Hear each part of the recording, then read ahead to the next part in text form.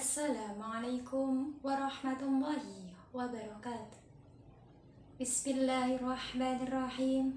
Rabbi shrah li sadri wa yassir li amri wahlul 'uqdatam min lisani yafqahu qawli. Rabbi zidni ilma warzuqni fahma. Yang terhormat Bapak Muhammad Rasikul Amin selaku dosen pengampu mata kuliah Qawaidul Fiqhiyah dan Masail Fiqhiyah, serta teman-teman yang saya banggakan. Perkenalkan, nama saya Khairatun Nisa dari Prodi Hukum Keluarga Islam semester 3, Fakultas Agama Islam, Universitas Sunan Giri, Surabaya. Pada kesempatan kali ini, saya akan memenuhi tugas ulangan akhir semester tentang materi Ar-ridho bi syai'in ridho bima yatawalladu minhu.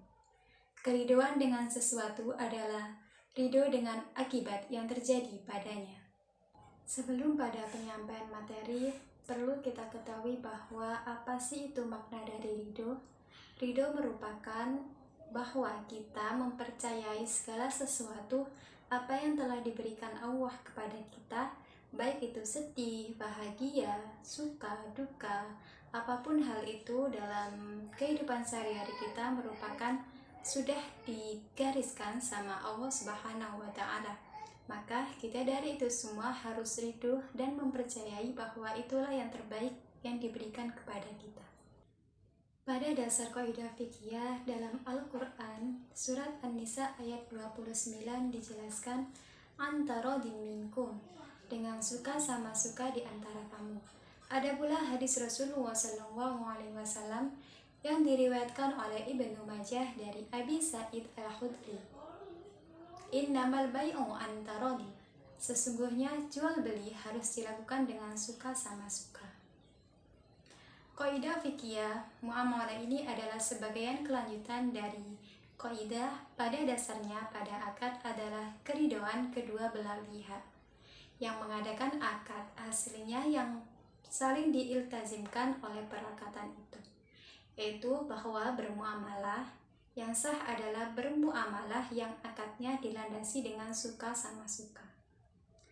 Dalam bermuamalah yang akadnya suka sama suka adalah bermuamalah yang tidak didasari oleh paksaan dalam kedua pihak atau dalam satu pihak, dan bermuamalah yang di dalamnya tidak ada unsur penipuan dan kezaliman antar keduanya.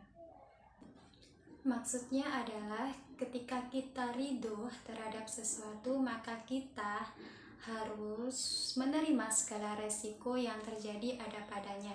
Dengan kata lain, keridhoannya itu berarti menerima segala resiko yang akan terjadi dari yang telah ia terima. Karena dalam akad, suatu akad lazimnya tidak dapat difasah atau dibatalkan oleh salah satu pihak. Seperti misalnya akad jual beli, sewa menyewa, ataupun pinjam menyimpan juga termasuk. Berbeda dengan akad yang tidak lazim seperti diwakilkan oleh seseorang. Dengan demikian, apabila bermuamalah dengan cara akad-akad yang ditentukan syariat agama Islam, sebagaimana diuraikan dari hadis dan dalil yang saya bacakan tadi, dan ternyata diketahui sesuatu benda itu ada kekurangannya, maka keridhoan orang yang bermuamalah, misalnya pembeli, akan menanggung akibat dari keridhoannya. Misalnya dalam masail fikih dicontohkan akad jual beli. Misalnya kita membeli sesuatu barang dan kita mengetahui barang itu ada yang rusak. Setelah itu kita menyepakatinya antara pembeli dan penjual. Dari hal itu misalnya barang itu sudah kita beli, maka tidak akan bisa untuk dikembalikan. Kita harus menerima segala resiko yang ada pada barang tersebut. Kemudian penerapan kaidah fikih berala ar-ridho bi syai'in ridho bima yatawalladu minhu. Keridhoan dengan sesuatu adalah ridho dengan akibat yang terjadi padanya.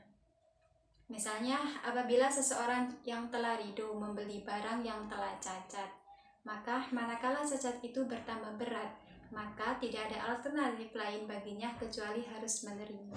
Seperti itu yang dicontohkan dalam masail fikih. Kemudian ada contoh lagi dalam masail fikih apabila ada seseorang yang menggadaikan barangnya. Misalnya nih, kita menggadaikan laptop, kemudian kita ridho terhadap si penggadai tersebut untuk menggunakannya. Nah, jika nanti kita mengambilnya kembali, kemudian laptop itu ada yang rusak atau apa, maka kita harus ridho terhadapnya, karena sudah ada kesepakatan dari awal saat kita menggadaikannya. Kemudian ada contoh lagi dalam masail fikih. Misalnya,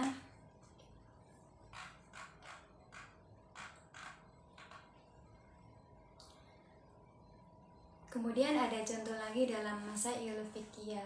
Misalnya jika ada seorang perempuan yang ridho dikawini sama seorang laki-laki yang melarat.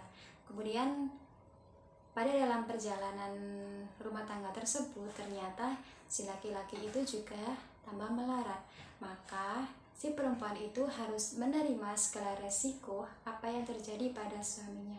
Karena sebelum menikah tersebut mereka sudah menyepakatinya dan menerima keadaan apa yang ada pada suaminya. Di dalam Islam juga disebutkan ridho biqadaillah, yaitu ketentuan yang telah Allah Subhanahu wa Ta'ala tetapkan kepada makhluknya. Pertama, kita sebagai manusia tidak boleh menolak maupun membenci apa yang telah Allah takdirkan kepada kita. Misalnya nih, beberapa bulan kemarin kan ada peristiwa Gunung Merapi meletus. Nah, di situ merupakan takdir Allah yang telah diberikan kepada manusia. Jadi kita harus menerimanya tanpa harus mengeluh maupun membenci apa yang Allah takdirkan kepada kita. Kemudian ada juga ridho birizkillah, rezeki yang telah Allah tentukan kepada kita. Berarti menerima dan merasa cukup. Kita harus qanaah, rendah hati terhadap rezeki yang dianugerahkan kepada kita. Tidak rakus dan tidak serakah, meskipun sedikit dan belum mencukupi kebutuhan kita setiap hari. Ada juga yang dicontohkan dalam Islam. Misalnya kita kan sebagai mahasiswa, kita sebagai pelajar, misalnya kita ingin pergi belajar, mencari ilmu, atau kita pergi kemanapun itu, kita harus izin terhadap kedua orang tua, karena ridho Allah itu terletak kepada ridho kedua orang tua. Dari hal ini, apa yang saya sampaikan tadi mengenai ridho terhadap suka sama suka, baik itu terhadap masalah perekonomian, kehidupan sehari-hari, masalah sosial, masalah agama, ataupun masalah yang lainnya, ridho itu merupakan hal yang terbaik yang telah ditakdirkan oleh Allah Subhanahu wa Ta'ala. Dari apa yang saya jelaskan ini tadi, semoga bermanfaat dan semoga kita semua selalu dalam lindungan Allah Subhanahu wa Ta'ala. Semoga kita selalu menjadi pribadi yang rendah hati, tidak sombong, selalu baik terhadap sesama maupun makhluk yang lainnya. Hanya ini yang dapat saya sampaikan. Terima kasih atas segala perhatian. Mohon maaf atas segala kekurangan. Semoga bermanfaat fid dunya wal akhirah. Wassalamualaikum warahmatullahi wabarakatuh.